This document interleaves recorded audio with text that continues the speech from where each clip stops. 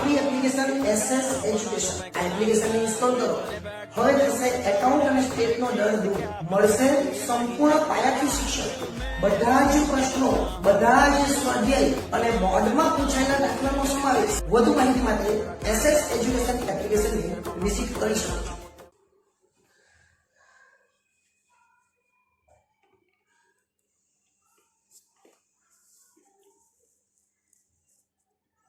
સ્વાધ્યાય 2.3 એનો દાખલા નંબર 6. આ અગાઉ 5 દાખલા જોયા હતા અને પાંચમો દાખલો જે હતો એના જેવો જ આ દાખલો છે, એટલે કે પુનરાવર્તિત અવલોકન વાળો. પુનરાવર્તિત અવલોકન એનો મતલબ આની અંદર પણ CF આવવાનું છે. અત્યાર સુધી 1 થી 4 દાખલામાં આવું નહીં હતું. 5 અને 6 દાખલો છે ને એને CF આવે અને ક્રમાંક છે એટલે આપણને ખબર કે રીત કઈ છે, ક્રમવાળી.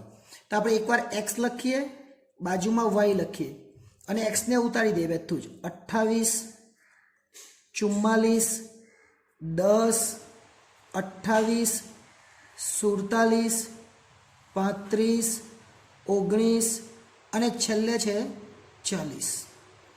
આટલું આપણને આપેલું છે. વાયમાં 32 આપેલા છે, 45 છે, 25 છે, 32 છે, 41, 32, 24 અને 38. આટલી રકમ આપણને આપેલી છે. હવે ઉપરની રકમનું કંઈ કામ નથી એટલે આપણે એને પૂરી કરી નાખીએ. હવે લખીએ RX અને RY. એટલે પહેલો જે ક્રમ આપવાનો એને RX કહેવાય, બીજો જે ક્રમ આપવાનો એને RY કહેવાય. RX એટલે સૌથી મોટું અવલોકન Xમાં. ચલો Xમાં સૌથી મોટું અવલોકન કેટલું છે એ જોઈ લે. તો Xની અંદર સૌથી મોટું અવલોકન આપણને 47 જોવા મળે છે. તો 47 ને આપણે 1 નંબર આપીએ. ત્યાર પછી 44 જોવા મળે છે, એને આપણે 2 નંબર આપીએ. ત્યાર પછી આપણને કોઈ અવલોકન જોવા મળે છે કે જોઈ લે આપણે. તો 35 જોવા મળે છે. 35 સિવાય એક 40 પણ નીચે છે. 40 ને 3, 35 ને 4. ત્યાર પછી 28 છે, 10 છે ને 19 છે. પણ 28 2 વખત છે. તો 28 2 વખત એટલે આપણે 2 વખત લખવાના. 28 અને 28. આવું પછી પણ આપણે જોયું 28 28 કેટલી વખત લખવાના? 2. 4 સુધી આંકડો આવી ગયો તો એક 28 ને 5 આપવાના, એક 28 ને 6 આપવાના. એટલે ટોટલ કેટલા થયા? 11. અને આંકડા કેટલા? 2. એટલે 11 ભાગ્યા 2 કરે તો 5.5 આવે. એટલે બંનેને આપણે કેટલા આપીશું? 5.5. જે 28 છે એ બંને 28 ને આપણે 5.5 અને 5.5 આપીશું. ઓકે. હવે 6 નહીં આપવાનો કે 5 ને 6 આવી ગયો, ડાયરેક્ટ 7 નંબર આપવાનો. 19 ને 7 નંબર આપવાનો અને 10 છે એને 8 નંબર આપવાનો. એટલે આપણા 8 8 નંબર પૂરા થઈ ગયા. ઓકે. ચાલો હવે આગળ ચાલીએ. હવે શું કરવાનું છે આપણે? RYમાં સૌથી મોટો આંકડો કયો છે? તો RYની અંદર સૌથી મોટો આંકડો yની અંદર 45 છે એટલે 1. 45 પછી 41 છે એટલે એને આપવાના 2. 41 પછી 38 છે એને આપવાના 3. 38 પછી 32 છે. પણ 32 કેટલી વખત છે? જો 32 1, 2 ને 3 વખત છે. એટલે 32 ને હું એ 3 વાર લખું. 1, 2 અને 3 વખત 32 લખું છું. જોજો, ધ્યાન આપજો. 3 સુધી આંકડો આવી ગયો એટલે એક 32 ને 4 આપવાના, એક 32 ને 5 આપવાના, એક 32 ને 6 આપવાના. ટોટલ સરવાળો કરીએ 6 ને 4 10 ને 15. 15 ભાગ્યા 3 એટલે કેટલા આવે? 5. પણ આવું કરવા કરતાં તમારે શું કરવાનું? જ્યારે પણ 3 આંકડા હોય ત્યારે જે વચ્ચેનું હોય તે લઈ લેવાનું બધામાં. જો 4 ને 6 છે, વચ્ચે કેટલા? 5. 3 3 ને 5 આપી દેવાના. 3 3 ને 5 એટલે જ્યાં જ્યાં 32 દેખાય ત્યાં 5 લખી દેવાના. પહેલામાં 32 છે, 5. અહીંયા પર 32 છે, 5. અને અહીંયા પર 32 છે, 5. હવે 6 નહીં આપવાનો કે 6 તો અપાઈ ગયો. 4 5 6. હવે ડાયરેક્ટ 7 નંબર આપવાનો. 7 નંબર 25 ને અને 8 નંબર 24 ને. એટલે આપણા નંબર પૂરા થઈ ગયા. હવે જ્યારે CF શોધીશું ત્યારે એ જોઈશું. હવે લખીશું D બરાબર RX ઓછા RY અને પછી D². ઓકે. 5.5 માંથી 5 જાય તો 0.5 અને એ 0.5 નો વર્ગ 0.25. આ સાથે જ કરતા જવાનું. 2 માંથી 1 જાય તો 1, 1 નો વર્ગ 1. 8 માંથી 7 જાય તો 1, 1 નો વર્ગ 1. 5.5 માંથી 5 જાય તો 0.5. એનો વર્ગ 0.25. 1માંથી 2 જાય તો -1 એનો વર્ગ 1 જ થાય. 4માંથી 5 જાય તો -1 એનો વર્ગ 1 જ થાય. 7માંથી 8 જાય તો -1 એનો વર્ગ પણ 1 જ થાય. અને 0 3માંથી 3 એનો વર્ગ પણ 0 જ થાય. હવે આ જ એકવાર ચેક કરી લેવાનું કે સાચું છે કે ખોટું.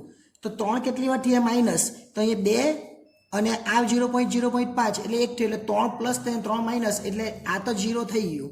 કામનું નથી પણ ચેક કરી લેવાનું. એકવાર ચેક થઈ જાય પછી આનો સરવાળો કરી લેવાનો. 1 2 3 4 ને 5 અને 5 ને આ 25 એટલે 5.50 જેવું થાય.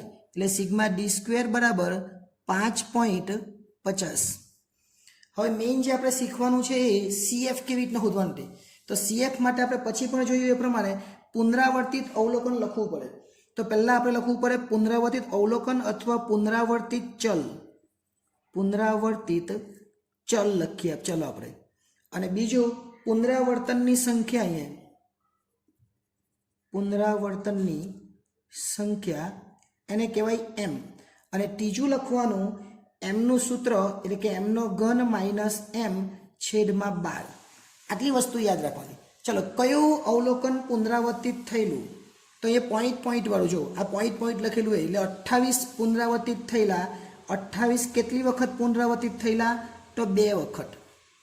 એટલે m બરાબર કેટલા કહેવાય, 2. 2નો ઘન કેટલા, 8. 8માંથી પાછો m માઇનસ કરે એટલે 2 અને ભાગ્યા 12 એટલે આવે 6/12 એટલે 0.5 આવે. કેટલા આવે, 0.5. એ જ રીતના પાછું પુનરાવર્તિત અવલોકન થયેલું બીજી વખત, તેમાં આપણે જોયેલું 32 32 એટલે 32 3 વખત પુનરાવર્તિત થયેલા. એટલે અહીંયા તમારે લખવાના 32, અહીં લખવાના 3. હવે 3નો ઘન એ 3 × 3 × 3 એટલે 27 થાય.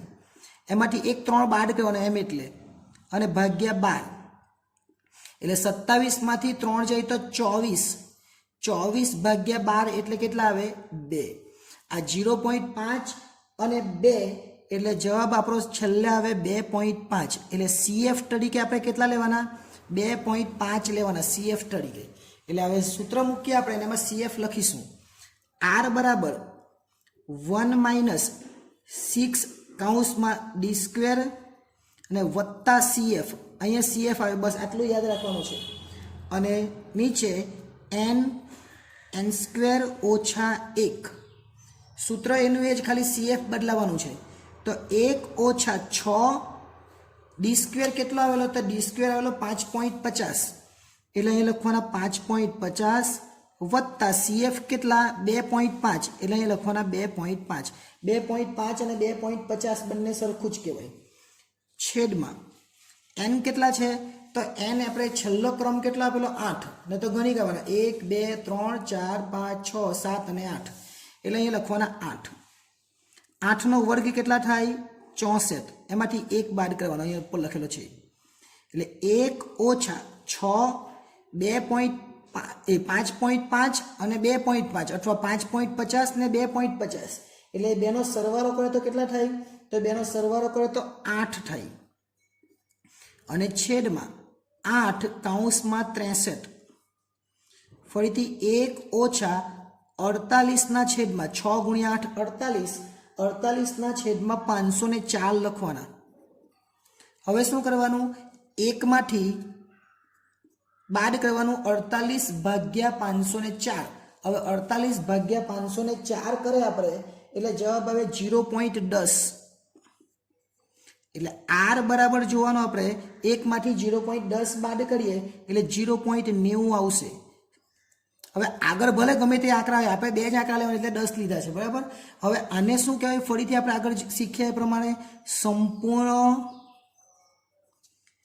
ધન સહસંબંધ. આવું નહીં લખતા, કેમ કે તમને આગળ પણ મેં કીધું છે, 1 હોય તો સંપૂર્ણ ધન, -1 હોય તો સંપૂર્ણ. અહીંયા 1 થોડી છે, અહીંયા તો 90 છે. એટલે આ સંપૂર્ણ નહીં લખાય, પણ શું લખાય, આંશિક.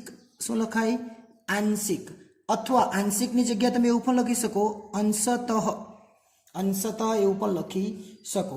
એટલે આ રીતે આ 6થો દાખલો પણ થઈ જાય. એટલે દાખલા નંબર 5 અને દાખલા નંબર 6 આ બંને દાખલા બહુ સરસ હતા. હવે નેક્સ્ટ ટાઈમ જ્યારે મળીશું ત્યારે દાખલા નંબર 7 અને દાખલા નંબર 8 જોઈશું. આભાર.